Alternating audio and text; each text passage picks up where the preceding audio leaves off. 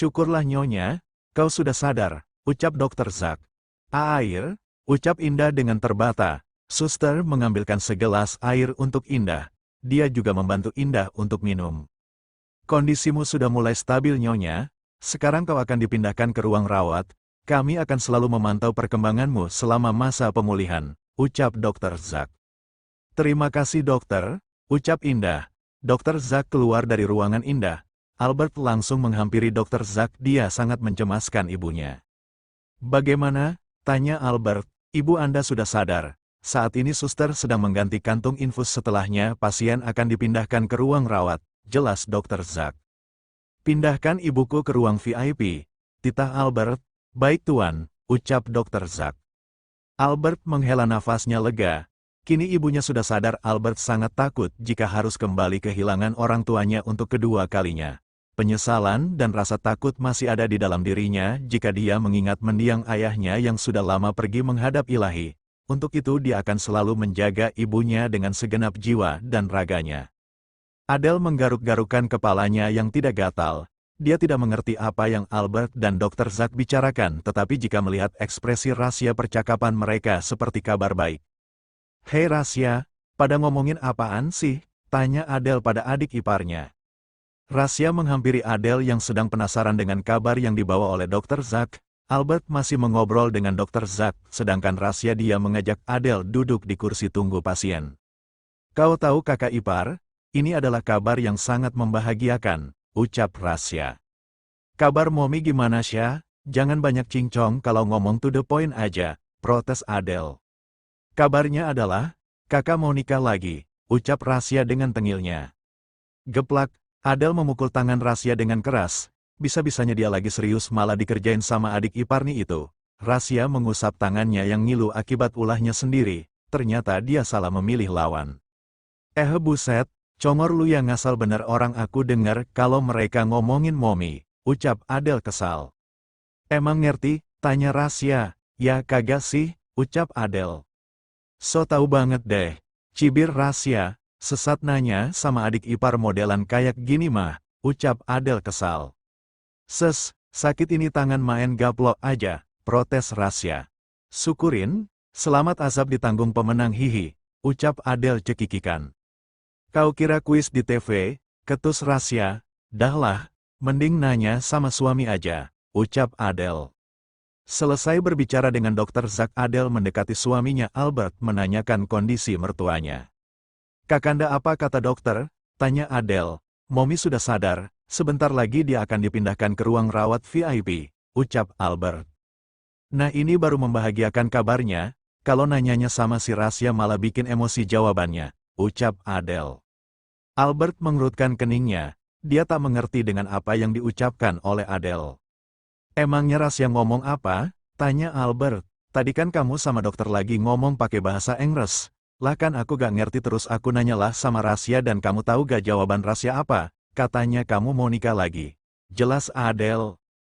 Albert menatap tajam Rasya. Adiknya itu malah cengengesan dan mengangkat kedua jarinya membentuk huruf V. Bercanda kok kak, hehehe, ucap Rasya nyengir. Alao, takut kan? Ledek Adele. Sudah, jangan dengarkan omongan Rasya, aku gak akan menikah lagi kok, ucap Albert. Ao, suamiku emang is the best. Kalaupun iya kamu mau nikah lagi tak potong tuh burung perkututnya sampai habis, ucap Adele. Albert dan Rasya refleks memegang burungnya merasa ngilu. Mereka membayangkan bagaimana jadinya kalau burungnya dibantai habis oleh seorang Adele. Kini Indah sudah berada di ruang rawat VIP sesuai permintaan Albert. Rasya masuk diikuti oleh Albert dan juga Adele di belakangnya. Indah melihat anaknya Rasya yang selalu menemaninya selama di rumah sakit. Kemudian disusul oleh Albert yang berjalan dengan gagahnya menghampiri sang ibu yang masih terbaring lemah di atas hospital bed. Indah menutup mulutnya, matanya berkaca-kaca, dia tak menyangka jika anak sulungnya kini bisa berjalan normal kembali seperti dulu. Benarkah ini Al? Momi tidak sedang bermimpi bukan? Kau bisa berjalan nak? Tanya Indah beruntun. Benar Momi, sekarang Al sudah sembuh berkat doa Momi dan juga Adele yang selalu mensupport Al, ucap Albert. Hiks, alhamdulillah ya Allah, ucap Indah dengan terisak.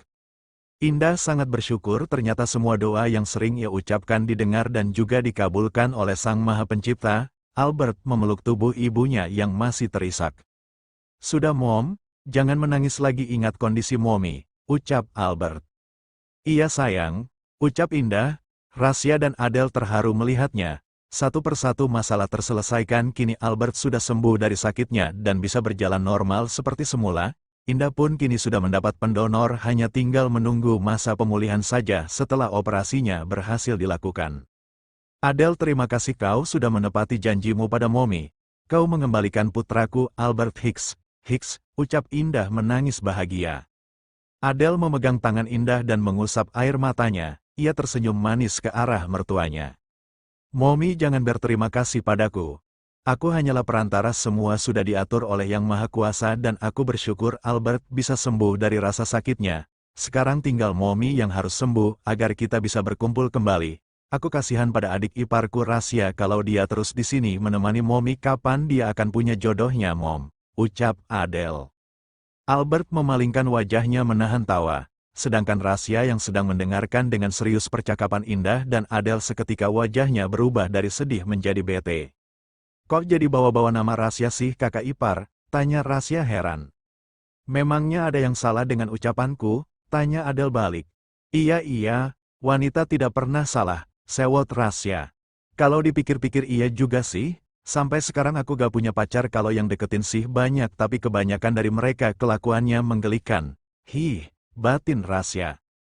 Tubuh Rasya tiba-tiba bergidik ngeri. Dia mengingat bagaimana para wanita dari berbagai bentuk hingga rupa yang berbeda namun memiliki tujuan yang sama, yaitu sama-sama menggodanya demi harta. Bahkan ada yang sampai rela melemparkan tubuhnya pada Rasya, yang mana membuat Rasya semakin risih dengan wanita. "Ya Allah, nauzubillahi min zalik," ucap Rasya bergidik ngeri. "Kau kenapa?" tanya Adele. Indah langsung tertawa melihat tingkah Rasya. Dia tahu apa yang sedang dipikirkan oleh Rasya, karena Rasya cenderung lebih dekat dengannya dibandingkan Albert dan Cindy. Setiap Rasya memiliki masalah ataupun ingin curhat pasti dia cerita kepada ibunya.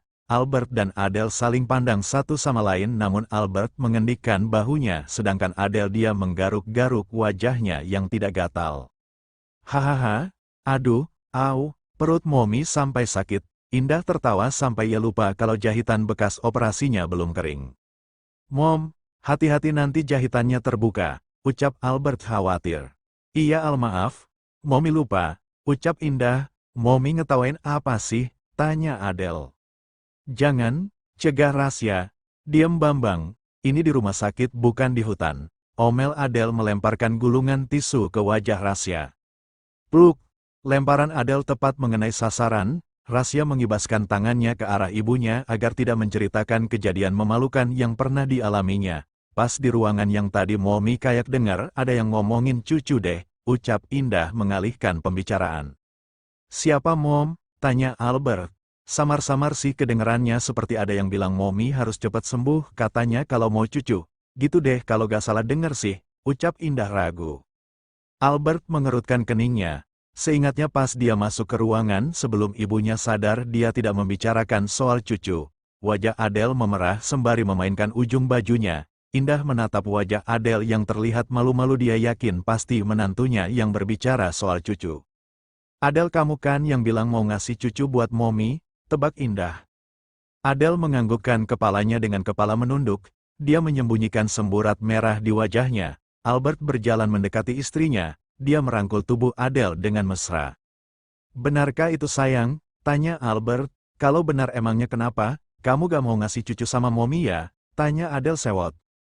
Albert tersenyum kepada istrinya. Dia menangkup wajah Adele di depan ibunya dan juga Rasya. "Siapa bilang aku gak mau?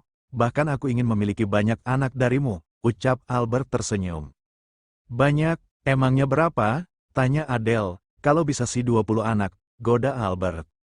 Buset, gak sekalian aja 24, biar jadi 2 lusin biar dapat bonus piring cantik," cibir Adele. "Ide bagus," ucap Albert mengacungkan jempolnya. "Dia pikir gue anak kucing kali ya," batin Adele.